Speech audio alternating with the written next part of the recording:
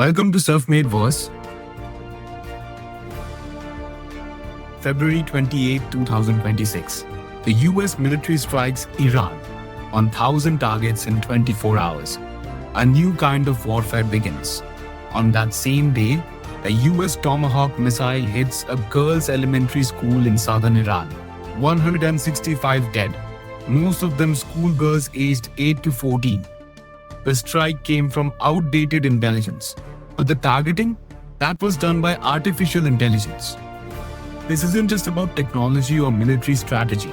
This is about what happens when human moral agency, the capacity to pause, question, and refuse, gets compressed to the point of disappearance by machines running faster than conscience can function. This is the central ethics question of our time.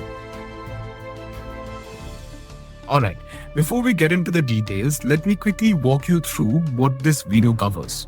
First, we'll examine the kill chain, how AI has transformed military targeting from hours-long human processes to split-second algorithmic decisions. Then we'll look at the Iran war case study, the first major conflict where AI played a central role in targeting decisions.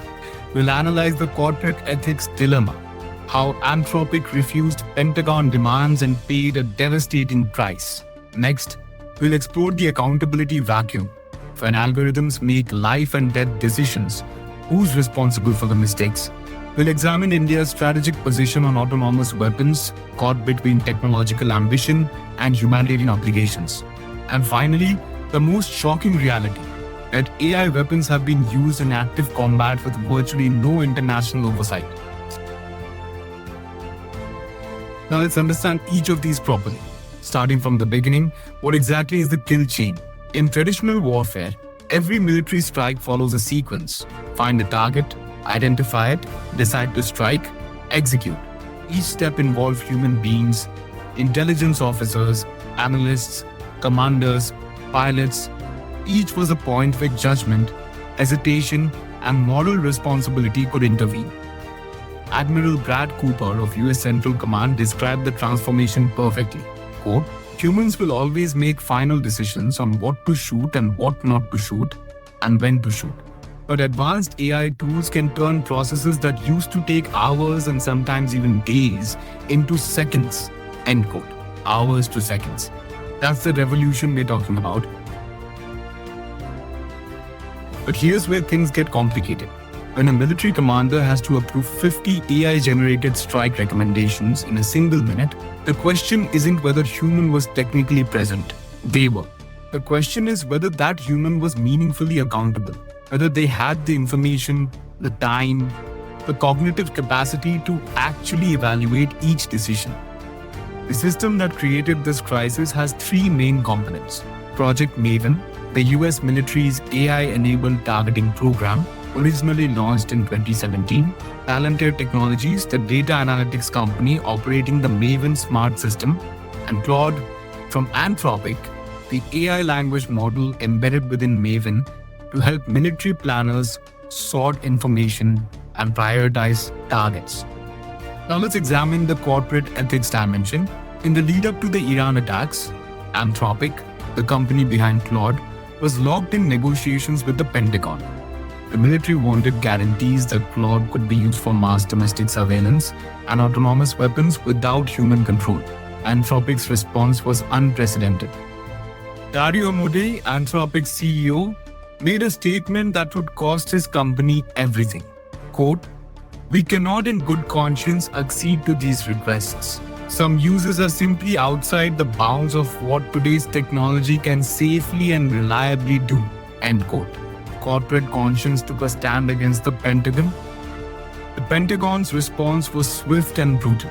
Defense Secretary Pete Hegseth designated Anthropic a quote, "supply chain risk to national security," end quote, a designation previously reserved only for foreign companies like Huawei.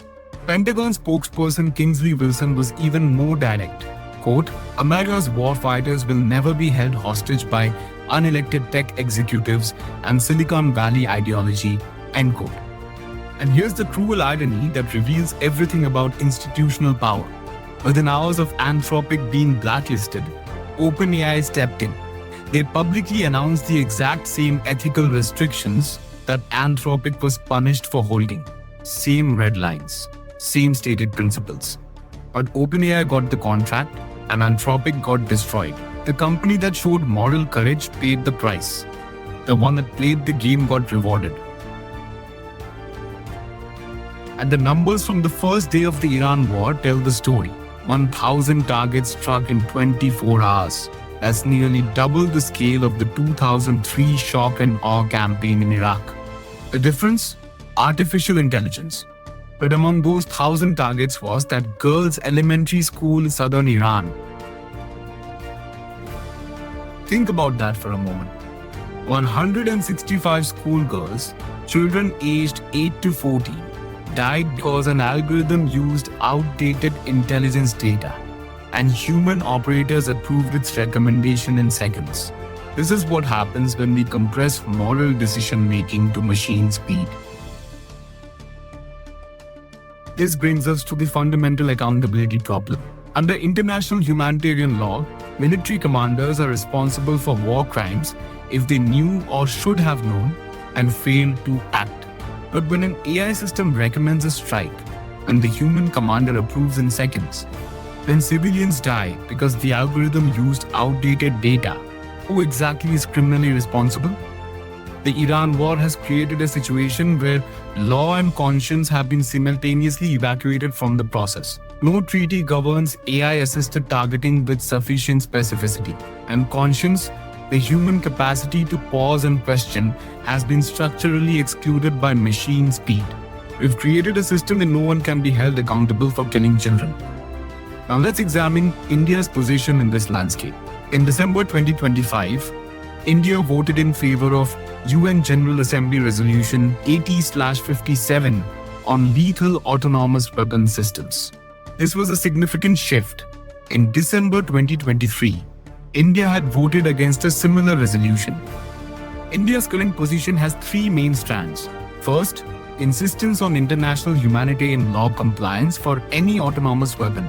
Second, opposition to a blanket ban on LAWS, arguing that autonomy can actually increase precision.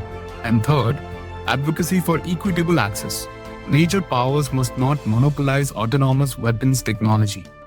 But there's a gap between India's international rhetoric and domestic practice. India has no comprehensive policy or legislation addressing autonomous weapons. DRDO is actively investing in AI-driven targeting systems. The ethical question is, can India advocate for international humanitarian law compliance while developing its own systems without clear human control requirements? Before we look at solutions, let's examine the ethical frameworks this crisis violates one by one. First, Kant's categorical imperative. Kant's test is simple. Ask yourself, what if everyone in the world did this? If the answer is the world would break, you must not do it. Apply this here. If every nation delegated kill decisions to algorithms with no human accountability, moral responsibility as a concept would cease to exist. Kant's test fails at the very first question. Second, Aristotle's virtue ethics.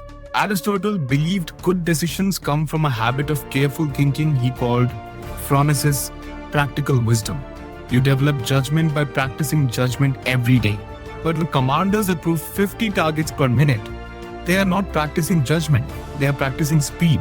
Aristotle would say we are systematically training moral laziness as a professional skill. That is not a side effect. It is the design. Third, Max Weber's ethical dilemma. Weber said some people follow their inner moral voice, the ethic of conviction. Others follow institutional duty, the ethic of responsibility. Anthropic chose conviction. They refused military AI contracts and paid commercially. But their product, Claude, was used through a workaround anyway.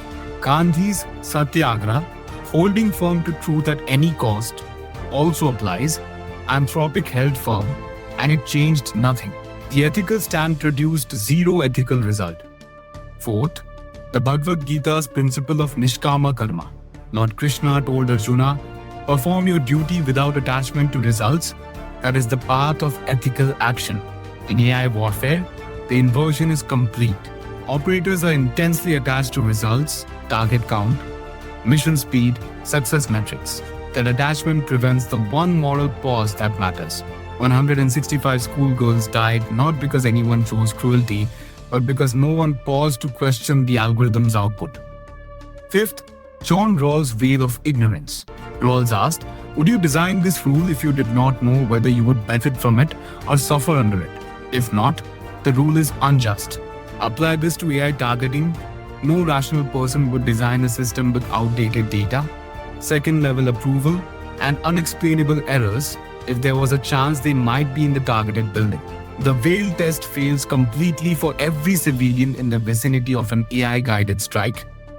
Sixth, and this is a UPSC critical distinction you must know. An ethical dilemma means two legitimate values genuinely conflict and you must choose between them.